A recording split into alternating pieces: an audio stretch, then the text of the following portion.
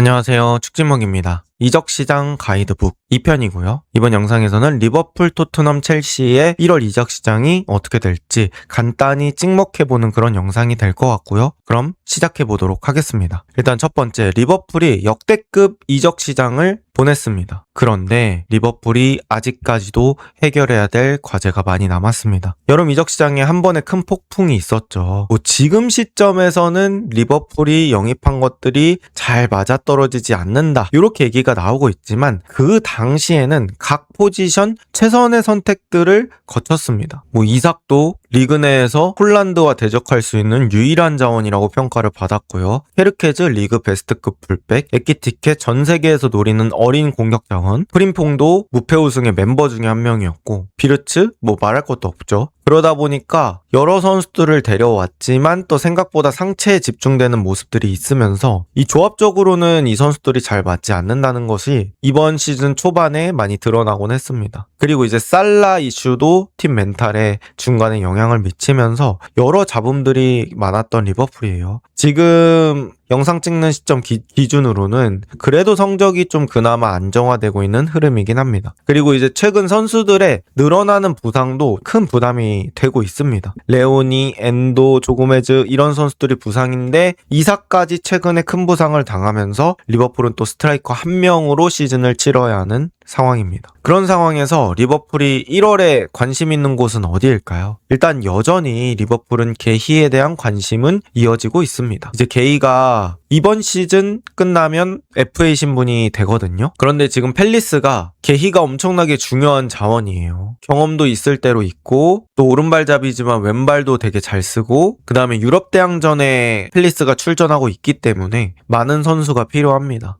이번 겨울에 돈을 조금이라도 받고 다른 팀에 넘긴다, 이런 선택지도 있는데 지금 일단 팰리스는 그 돈보다는 게히를 잔류시키는 게 더 이득이라고 생각하고 있는 것 같고요. 게히 역시 FA로 나가는 게 훨씬 더 선택지가 늘어나겠죠. 이제 양 팀이 이적할 때는 이적료를 주고 받는데 사실 그 이적료는 선수한테 크게 가지는 않기 때문에 자기한테 딸려있는 이적료가 없어야 더 엉덩이가 가벼워질 수 있고, 또 FA로 나가면 연봉을 조금 더 쳐주는 경우들이 있어요. 우리가 너 데려올 때 이적료 안 썼으니까 그것 좀 반영해서 네 연봉 높여줄게, 이렇게 제안하는 곳들이 있거든요. 그렇기 때문에 선수 개인한테는 FA로 나가는 게 훨씬 더 선택지가 늘어납니다. 그래서 그런 요소까지 생각을 하면 게히가 지금 당장 겨울에 나가는 걸 선택하진 않을 것 같다. 근데 이제 문제는 뭐냐면 FA로 가게 되면 리버풀뿐만 아니라 다른 팀들도 게히에 대해서 도전을 하게 되죠. 그럼 이제 리버풀이 또 경쟁이 치열해질 수 있는 상황이라 그런 부분들은 좀 좋지 않을 것 같습니다. 어쨌든 리버풀이 센터백에 대한 수요가 여전히 크다는 거는 중요 포인트가 될 것 같고요. 지금 현재 반다이크, 코나테 이렇게 주전 라인이 있는데 이 주전 라인이 부상 안 당하는 게 정말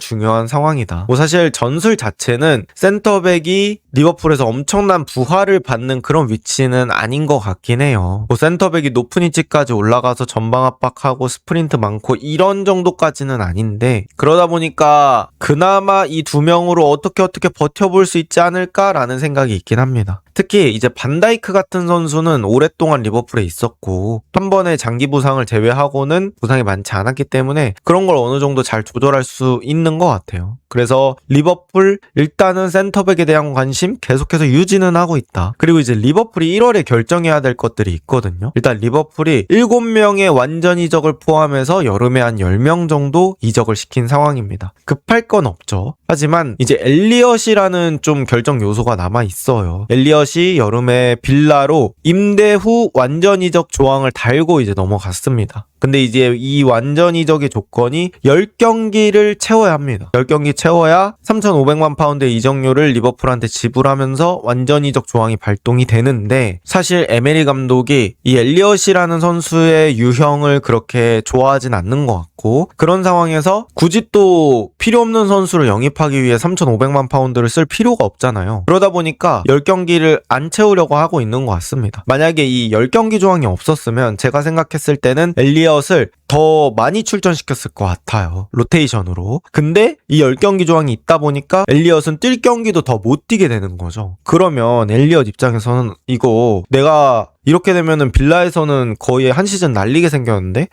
이러면 나는 차라리 복귀하고 결정을 좀 빠르게 다르게 내리는 게 좋지 않을까? 뭐 이런 생각이 충분히 들 수 있죠. 그러다 보니까 엘리엇이 뭐 1월에 돌아올 수도 있다. 만약에 뭐 돌아온다고 하면 엘리엇을 다시 팔 건지 아니면 뭐 비르츠의 서브로 쓸 건지 뭐 이런 부분들이 중요한 부분이 될 것 같습니다. 또 뇽이라는 어린 미드필더가 있는데 컵 대회에서 흐라벤베르가 쉴 때 가끔씩 3선으로 뛰는 선수거든요. 근데 이제 뇽이에 대한 임대 관심이 되게 많은 것 같아요. 하지만 리버풀이 지금 부상 선수가 많기 때문에 뇽이까지 보내는 게 맞을까라는 고민을 하고 있는 것 같습니다. 그래서 리버풀의 상황은 이 정도로 정리해 볼 수 있을 것 같고요. 그 다음 토트넘입니다.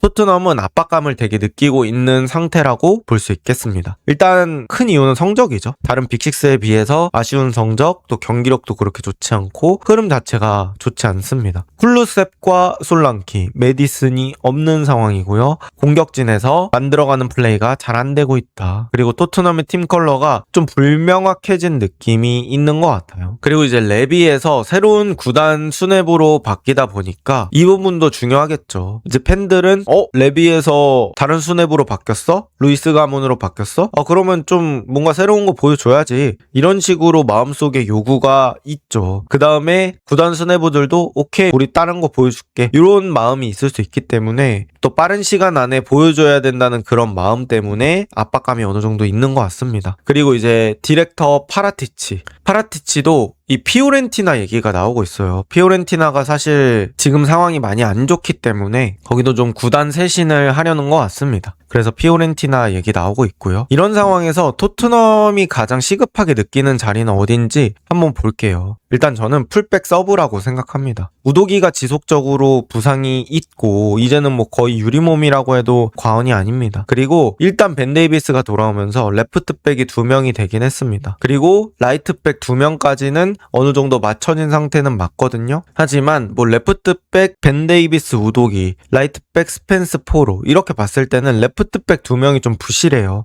우도기는 언제 부상으로 침대에 누울지 모르고 벤 데이비스는 나이가 좀 있다 보니까 여기서 한 명 정도 풀백 서브 더 필요하지 않나 라는 생각이 들고요. 3선 미드필더 숫자는 많지 않지만 누구 하나 닥주전이라고 부를 수 없는 그런 상태입니다. 상황이 매우 안 좋고요. 지금 이제 토트넘이 어떤 미드필더가 필요하냐 하면 저는 돌아설 줄 알고 그래도 전개를 책임질 줄 아는 그런 선수가 필요하다고 생각합니다. 그리고 이제 토트넘이 하프라인까지 잘 못 올라가기 때문에 되게 시급한 포지션이라고 느껴져요. 그리고 이런 상황에서 토트넘은 정리나 임대를 어떻게 할 것인가 여기서 또 생각해볼 부분이 저는 일단 비수마라고 생각합니다. 비수마는 프랭크 체제 아래서 단 한 경기도 뛰지 못했다고 해요. 시즌 초반에는 지각 문제로 인해서 명단에서 제외된 경우들이 있었고 뭐 특정 물질을 흡입하면서 경기 외적으로도 잡음이 많이 나왔던 선수입니다. 비수마 일단 프랭크가 선호하지도 않는 것 같고 또 주급은 나가는 데다가 토트넘 스쿼드는 어쨌든 3선에서 변화를 가져가야 하기 때문에 그 정리 대상으로 비수마 얘기 나올 수 있겠죠. 1월 초에 정리되어도 전혀 이상하지 않은 자원이라 또 비수마 거치가 1월에 또 중요해질 것 같습니다. 그 다음 또 브레넌 존슨 얘기예요. 브레넌 존슨이 크리스탈 팰리스 본머스와의 링크가 뜨고 있고요. 토트넘 역시 존슨 매각에 좀 열려있는 상태입니다. 그리고 최근에 이야기로는 팰리스 쪽과 접촉이 좀 강해지는 것으로 얘기가 나오고 있고 사실 팰리스도 이스마일 라사르 이런 선수가 네이션스컵 가고 예레미 피노 같은 선수가 제대로 퍼포먼스를 못 낼 때 걱정거리가 생길 수밖에 없거든요. 그래서 좀 빠른 자원으로 존슨을 선택한 것 같습니다. 그리고 이제 첼시입니다. 첼시는 판매는 잘하지만 영입 성공률은 글쎄라고 볼 수 있을 것 같아요. 주앙 페드루 정도면 저는 상급이라고 생각하고 가르나초는 중, 그 다음에 델라비나 기튼스는 아쉬운 영입이라고 생각합니다. 그나마 이제 다행인 점은 전부 나이가 어려서 리셀이 가능하다. 나중에 판매를 생각해도 괜찮다. 이렇게 볼 수 있을 것 같고 하지만 이제 나머지 코어 라인은 잘 잡혀있는 것 같아요. 뭐 파머, 엔조, 쿠쿠레야, 카이세도, 제임스 이런 부분들 그래서 큰 위기까지는 없는 것 같습니다. 그리고 마레스카가 부상 상황이나 선수의 부재를 어느 정도는 잘 대체하고 있다. 제임스가 계속 뛰고 있는 거, 쿠쿠레야, 카이세도가 계속 버티면서 나오고 있는 거 이런 부분들은 긍정적으로 볼 수 있다. 첼시의 1월은 어떻게 될까요? 일단은 첼시가 코릴의 십자인대 부상으로 센터백 필요성이 증대되고 있긴 합니다. 하지만 구단 측에서는 적극적으로 고려하고 있지 않고요. 찰로바가 선전하고 있습니다만 파트너에 대한 고민이 여전히 있다. 포파나 바디아실, 토신, 아첸퐁 다 각자의 장단점이 있고 누구 하나 쭉쭉 올라오지 못하고 있다. 또 찰로바도 최근 본머스전 보면